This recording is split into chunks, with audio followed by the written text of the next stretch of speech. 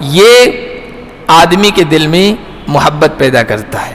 حضرت عمر رضی اللہ تعالی عنہ کا ایک قول ہے، بہت مشہور ہے کہ مما یصفی لک ود اخیک، 3 چیزیں ایسی ہے جو تمہارے بھائی کے دل میں تمہاری خالص محبت، عظمت اور بڑائی پیدا کر دے گی۔ ان میں سے ایک کا ان تبدأ بالسلام کرتے رہو، نماز کے ذریعے سے بندے کا اپنے خالق سے تعلق اچھا بنتا ہے، زکوٰۃ کے ذریعے سے بندے کا اپنے ساتھ رہنے والوں سے، چونکہ ان کے ساتھ ہمدردی کرتا ہے، ان کا تعاون کرتا ہے، ان کی مدد کرتا ہے، تو ساتھ رہنے والوں کے ساتھ تعلق اچھا بنتا ہے۔ تو یہ دو کام اذا تناجیتم فلا تتناجوا بالاثم والعدوان ومعصیۃ الرسول وتناجوا بالبر والتقوى واتقوا اللہ الذی الیہ تحشرون۔ آج کے درس کا آغاز ہم اللہ کے فضل و کرم سے سورۃ المجادلہ کی آیت نمبر 9 سے کر رہے۔ جو آیتیں ابھی ہم پڑھیں گے، ان آیتوں میں کچھ آداب بتائے گئے۔ ہمارا جو دین ہے وہ شریعت ہے، اس کے 5 شعبے ہیں۔ ایک شعبہ عقائد کا ہے، دوسرا شعبہ عبادات کا ہے، تیسرا شعبہ معاملات کا ہے، چوتھا شعبہ معاشرت کا ہے، ہمیں کس طرح رہنا ہے، زندگی کس طرح گزارنا ہے، اور 5واں جو شعبہ ہے وہ آداب کا ہے، اخلاق کا ہے، کس طرح کے اخلاق ہمیں اپنانے چاہیے اور کس طرح کا آداب اپنانا چاہیے۔ ادب اللہ کا بھی ہے، ادب رسول اللہ صلی اللہ علیہ وسلم کا بھی ہے، ادب عالموں کا بھی ہے، ادب والدین کا بھی ہے، ادب بڑوں کا بھی ہے، ادب بزرگی کے اعتبار سے یا سال کے اعتبار سے بڑے لوگوں کا بھی ہے، ادب مجلس کا بھی ہے، ادب مسجد کا بھی ہے، یہاں تک کہ آپ حدیث کی کتابیں اٹھا کر دیکھیں نا تو ہر چیز کا ادب بتایا، یہاں تک کہ استنجا کا بھی ادب بتایا کہ استنجا کس طرح کرنا چاہیے۔ یہاں تک کہ بعض علماء نے تو کہا کہ الدین کلہ ادب، دین سارا کا سارا ادب ہے، ہر چیز کا ادب بتایا گیا ہے۔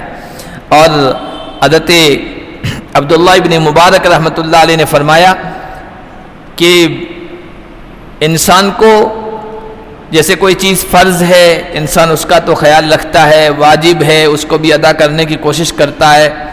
کوئی ادب کی چیز ہے کہ یہ کر لیا جائے تو بہتر ہے، تو اس میں عام طور پر سستی برتتا ہے، کوتاہی برتتا ہے۔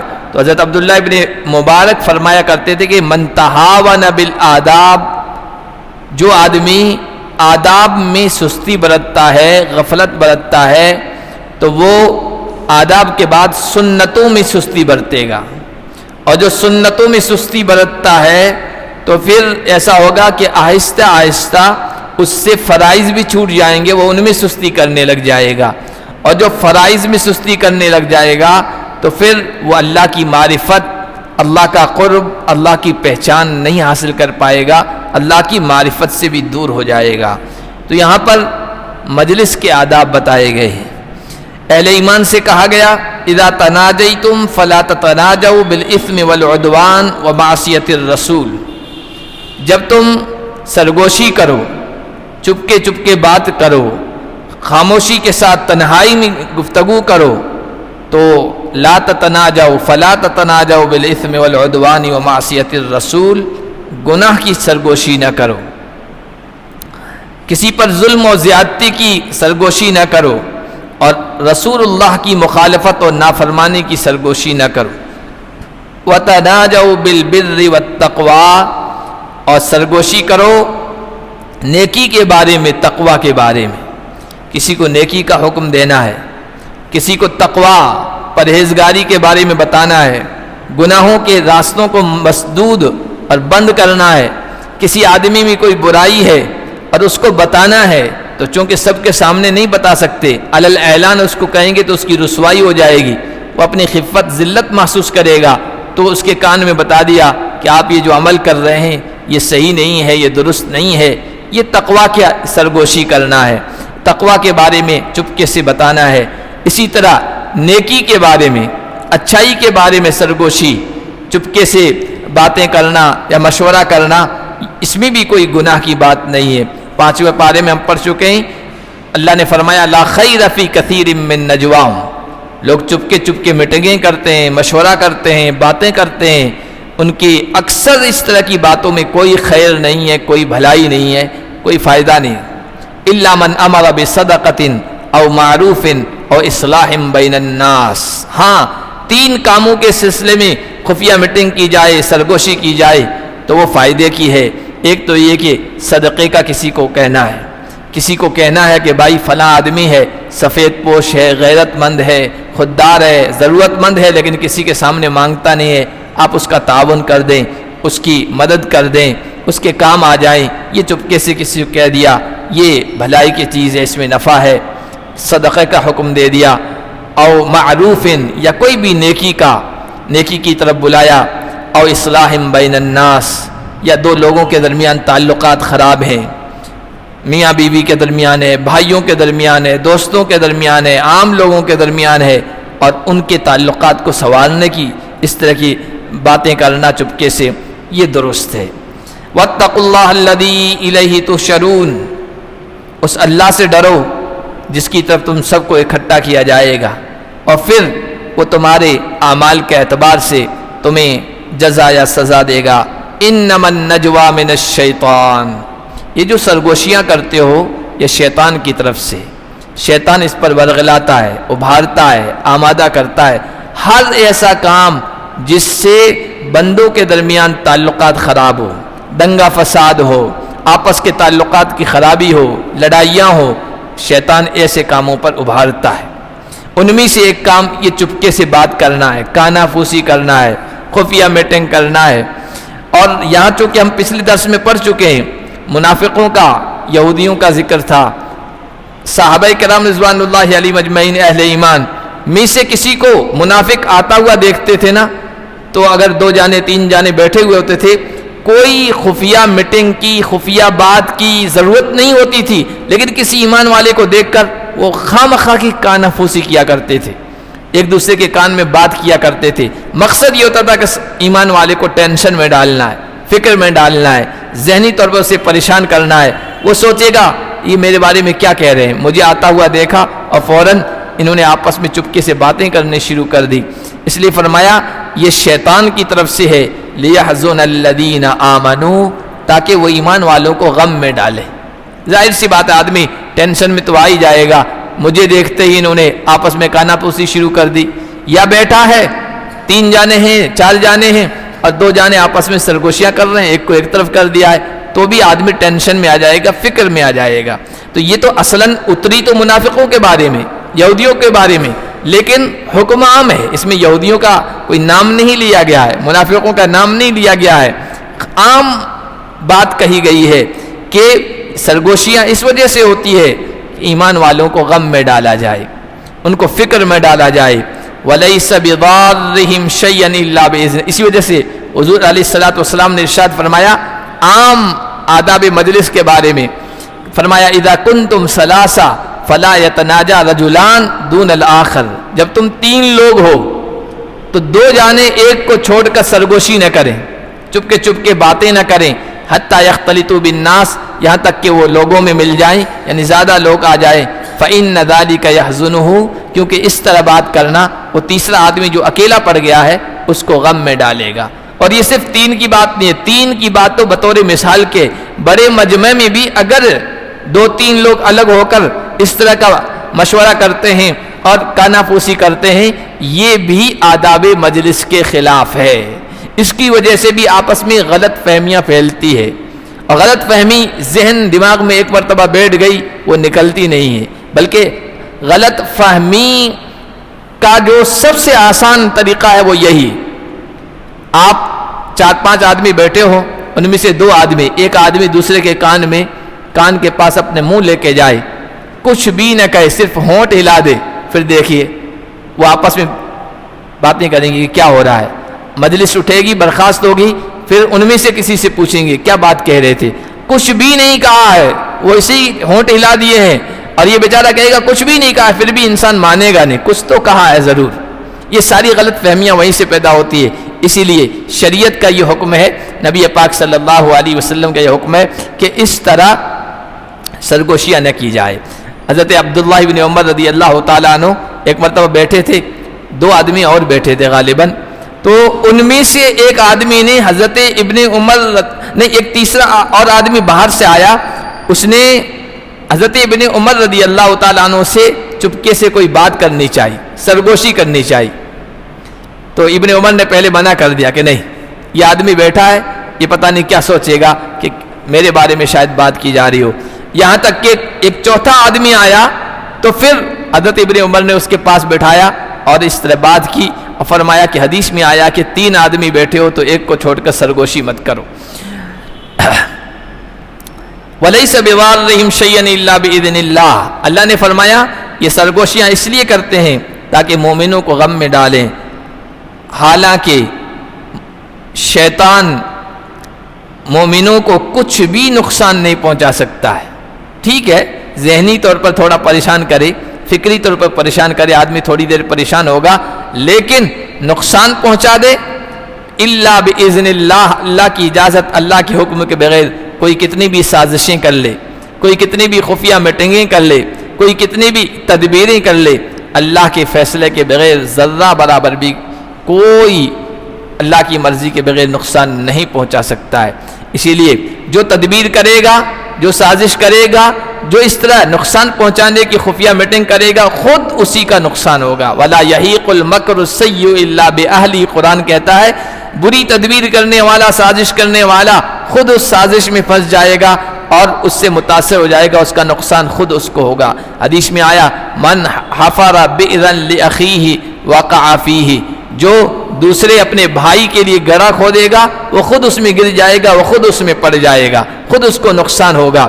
اس لیے کسی بھی شخص کو جب یہ محسوس ہو کہ 2 آدمی ہمارے خلاف کانا پوسی کر رہے ہیں, سازش کر رہے ہیں, تو اللہ پر بھروسہ کرتے ہوئے اللہ کے معاملے حوالے کر دینا چاہیے. کیوں؟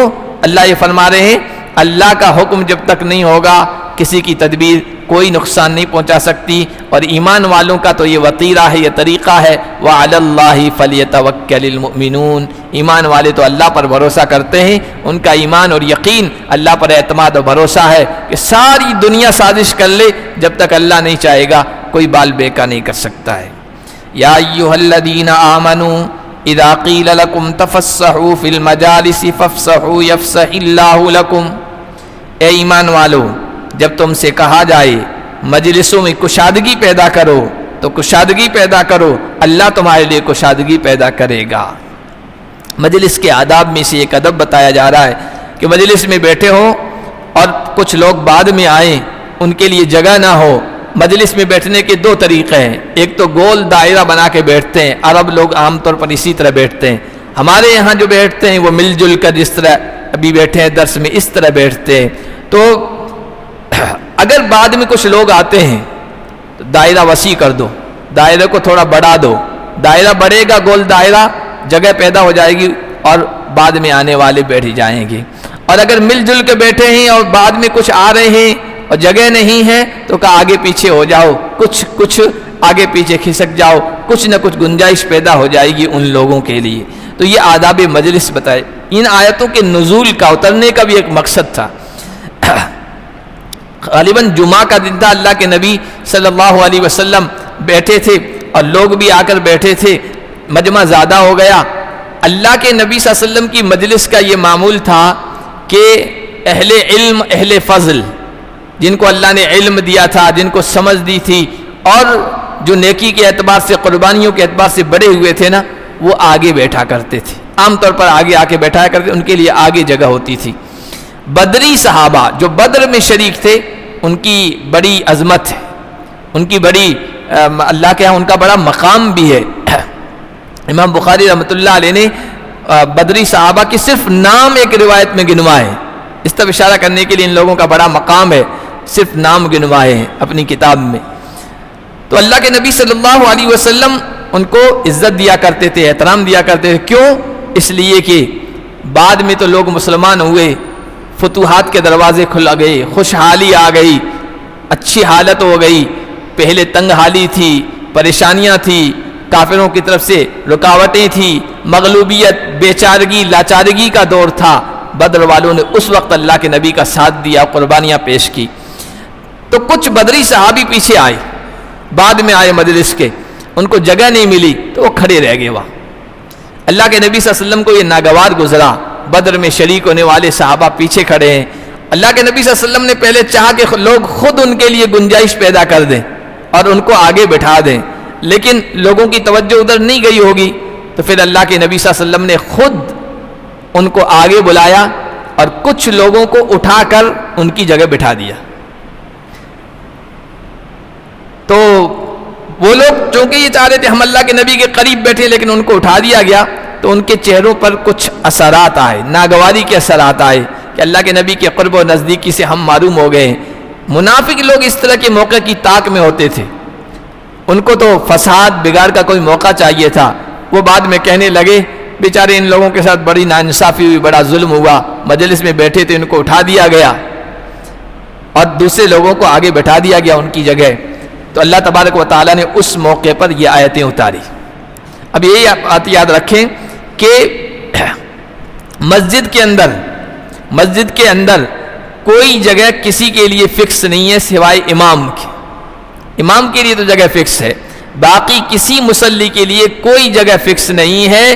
یہاں تو مساوات ہے، برابری ہے، یہاں تو یہ معاملہ ہے کہ جو بڑھ کر ہاتھ میں اٹھا لے مینا اسی کا، جو پہلے آ جائے اسی کے لیے جگہ ہے۔ یہاں چاہے امیر ہو، چاہے غریب ہو، چاہے شہنشاہ ہو، چاہے رعایا ہو، چاہے وزیر ہو، چاہے عام آدمی ہو، چاہے کالا ہو، گورا ہو، یعنی عمر میں بڑا ہو یا اس سے چھوٹا ہو، کسی کا کوئی فرق نہیں ہے۔ جو پہلے آئے گا، جس جگہ بیٹھ جائے گا، وہ جگہ اسی کی ہے، کوئی اس کو اٹھا نہیں سکتا ہے۔ بلکہ پہلے آ کے بیٹھا ہے، پھر کوئی ضرورت پڑ گئی ہے تھوکنے کی، پانی پینے کی، اور وہ گیا ہے تو وہ اس جگہ بیٹھنے کا وہی زیادہ حقدار ہے جو پہلے آ کے بیٹھا ہے، بعد میں آ کے کوئی اس کی جگہ نہ بیٹھے۔ لیکن اہل علم، اہل فضل، ایمان میں جو بڑے ہوئے ہیں، علم میں جو بڑے ہوئے ہیں، ان کے لیے خصوصی حکم ہے۔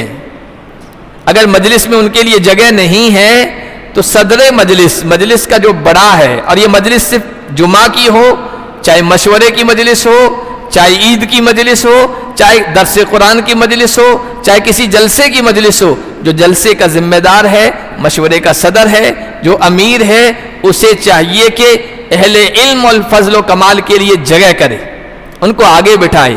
اور جگہ نہیں ہے تو کچھ لوگوں کو اٹھا کر ان کی جگہ بٹھائے، اور جن کو اٹھایا گیا ہے وہ برا نہ سمجھیں، اپنی خفت نہ سمجھیں، اپنے آپ کو ہلکا نہ سمجھے کہ ہماری بے عزتی کر دی گئی ہے۔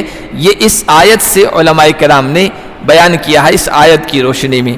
تو فرمایا ایمان والو، جب تم سے کہا جائے مجلس میں گنجائش پیدا کرو تو گنجائش پیدا کر لو، اللہ تمہارے لیے گنجائش پیدا کرے گا۔ گنجائش پیدا کرنے کا مطلب یہ بھی اللہ تمہارے رزق میں گنجائش پیدا کرے گا، یہ بھی مطلب ہے اللہ تو اپنے فضل میں، اپنے کرم میں، اپنے رحمت میں تمہارے لیے کشادگی، گنجائش پیدا کرائے گا، خوب کشادہ جنتیں عطا فرمائے گا۔ اور کسی کے لیے مجلس میں بیٹھے ہوئے کھسکنا، تھوڑی سی جگہ کرنا، بعد میں آیا کہ بھائی آگے آ جاؤ، یہ آدمی کے دل میں محبت پیدا کرتا ہے۔ حضرت عمر رضی اللہ تعالی عنہ کا ایک قول ہے، بہت مشہور ہے کہ مما یصفی لک ود اخیک، تین چیزیں ایسی ہے جو تمہارے بھائی کے دل میں تمہاری خالص محبت، عظمت اور بڑائی پیدا کر دے گی۔ ان میں سے ایک کا ان تبدأ بالسلام اذا لقیتہ، جب بھی کسی سے ملو نا سلام میں پہل کرو، ہمیشہ اپنا معمول بنا لو کہ سلام میں پہل میں کروں گا، تو خالص محبت آپ کی اس کے دل میں بیٹھ جائے گی۔ دوسرا فرمایا وَأَن تَدْعُوهُ بِأَحَبِّ الْأَسْمَاءِ إِلَيَّ، جو اس کو پسندیدہ نام ہے اس کا، جس سے وہ چاہتا ہے کہ لوگ مجھے اس نام سے پکاریں، اس نام سے بلائیں، اس کے پسندیدہ ناموں میں سے آپ اس کو پکارو۔ اور تیسری چیز وَأَن تُوَسِّعَ لَهُ فِي الْمَجْلِسِ، مجلس لگی ہوئی ہے، لوگ اکٹھا ہیں، بیٹھے ہیں، اور وہ آ گیا ہے تم اس کے لیے تھوڑی گنجائش پیدا کر دو بیٹھنے کے لیے. یہ 3 چیزیں ایسی ہیں جو تمہارے بھائی کے دل میں، سامنے والے کے دل میں تمہاری خالص محبت کو، حقیقی محبت کو پیدا کر دیتی ہے. وَإِذَا قِيلَ انشُزُوا فَانشُزُوا، آگے کہا گیا جب کہا جائے کھڑے ہو جاؤ تو کھڑے ہو جاؤ. يَرْفَعِ اللَّهُ الَّذِينَ آمَنُوا مِنكُمْ وَالَّذِينَ أُوتُوا الْعِلْمَ دَرَجَاتٍ. اللہ تبارک و تعالی تم میں سے جو لوگ ایمان لے آئے ہیں اور جن کو علم دیا گیا ہے ان کے درجات کو بلند فرمائے گا. اسی سے علماء نے یہ بیان فرمایا ہے کہ مجلس کے آداب بتائے جا رہے ہیں. یہ بتایا جا رہا ہے کہ مجلس میں آنے والوں کے لیے گنجائش پیدا کرو، جگہ کرو، اور جب کسی کے بارے میں کہا جائے کھڑے ہو جاؤ تو کھڑے ہو جاؤ. کن کے لیے کھڑے ہونے کا حکم دیا جائے گا؟ تو فرمایا جن کا ایمان کامل ہے، جو ایمان میں پختہ ہیں اور جن کو علم دیا گیا ہے. علماء کے لیے یہ علماء کی فضیلت ہے کہ ان کے لیے اپنے مجلس میں جگہ کرو، ان کو آگے بٹھانے کی کوشش کرو، اس لیے کہ اللہ نے ان کو درجہ دیا ہے، اللہ نے ان کو بلند رتبہ عطا فرمایا ہے علم کی وجہ سے. اور علماء کا یہ مقام ہے کہ اللہ کے نبی صلی اللہ علیہ وسلم نے بیان فرمایا فرشتے، اللہ کی ہر مخلوق، حتی الحیتان فی الماء، یہاں تک کہ سمندر کے اندر رہنے والی مچھلیاں، وہ عالموں کے لیے، علی معلم الناس الخیر، لوگوں کو جو بھلائی کا درس دیتے ہیں، بھلائی کا سبق پڑھاتے ہیں اور نیکی کی طرف بلاتے ہیں، ان کے لیے دعائیں کر رہے ہیں، رحمت کی دعائیں کر رہے ہیں. اور اللہ کے نبی صلی اللہ علیہ وسلم نے ایک موقع پر ارشاد فرمایا، جمعہ میں بھی وہ چھوٹا سا ٹکڑا آیا تھا کہ ایک عالم شیطان پر 1000 عبادت گزاروں سے بھی زیادہ بھاری. یہ کیوں کہا؟ یہ اس وجہ سے اللہ کے نبی صلی اللہ علیہ وسلم نے کہا ہے کہ کوئی آدمی ذرا سا بھی عبادت میں آگے بڑھتا ہے، عبادت کرنے لگ جاتا ہے، نیکیاں کرنے لگ جاتا ہے، نوافل کا، اوراد و وظائف کا، تسبیحات کا پابند ہوتا ہے. وہ جب یہ دیکھتا ہے ایک عالم تو یہ سب نہیں کر رہا ہے، نوافل نہیں پڑھ رہا ہے، تسبیحات کا پابند نہیں ہے، نوافل چیزوں کا پابند نہیں ہے، وہ جاتا ہے اپنا علم میں، پڑھنے میں، پڑھانے میں، مطالعے میں، قرآن اور حدیث کے مطالعے میں مشغول ہے، یہ نیکیاں تو نہیں کر رہا ہے. تو عبادت گزار کے ذہن و دماغ میں یہ بات آتی ہے کہ یہ تو عبادت گزار تو ہے ہی نہیں، یہ تو دوسرے کاموں میں مشغول ہے، اور اس کو اپنی عبادت کا گھمنڈ اور غرور آ جاتا ہے. تو اللہ کے نبی نے فرمایا کہ ایک عالم جو زیادہ عبادت تو نہیں کرتا، علم کے حصول میں، علم کے سیکھنے سکھانے میں مشغول رہتا ہے، وہ 1000 عابدوں سے افضل ہے، بہتر ہے. تو اور بھی بہت سارے فضائل آئے. یہاں اللہ تعالیٰ نے خصوصی طور پر 2 لوگوں کے بارے میں کہا، ایمان میں جو پختہ ہیں، اہل علم ہیں، ان کے لیے اپنے مجلس میں جگہ پیدا کرو.